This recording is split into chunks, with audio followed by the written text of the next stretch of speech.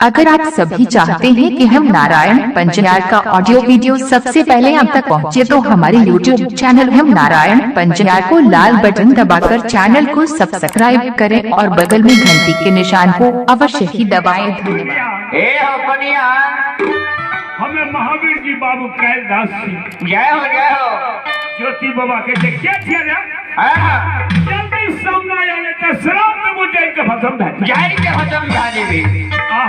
हे गुरुदेव ज्योति परियालन बाबू कैलाश कौन भेड़ के खराब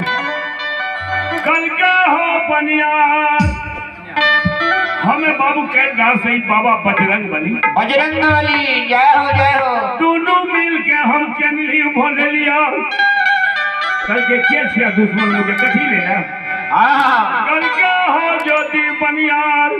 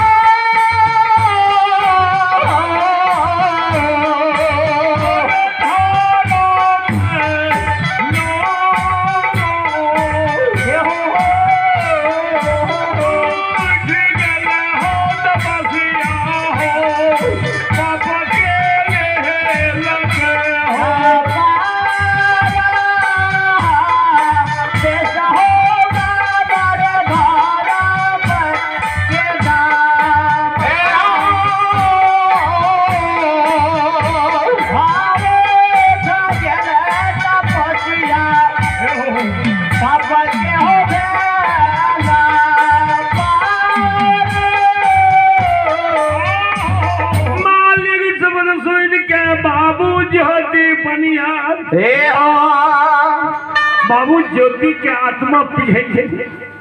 आइए भगवान के दरबार में आवे। परमेश्वरी यादव के पोता सन्नी कुमार और पांडव कुमार, आयुष कुमार और उदय शंकर कुमार की ओर से 51 रुपए की दान है। जय हो दानी दाता की जय हो, दानी दाता की समस्त परिवार की जय हो।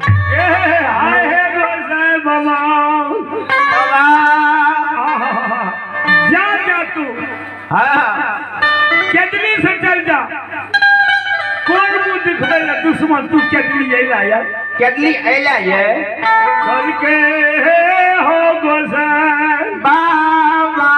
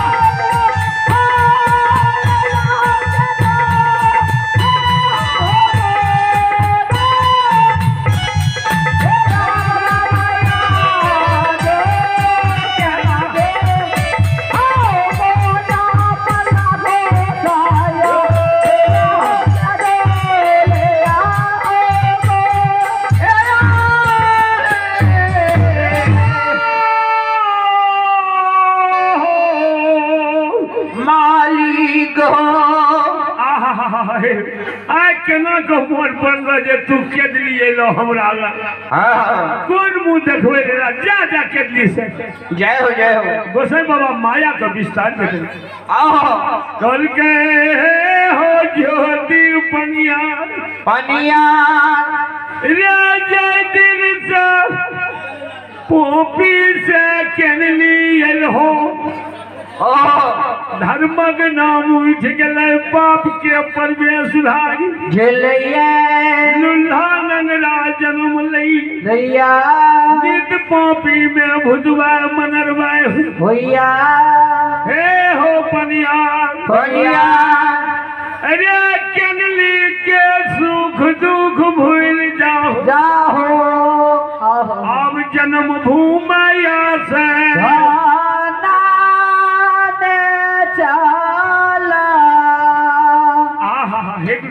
गुरुदेव अब तू जन्म स्थान पोपी चलो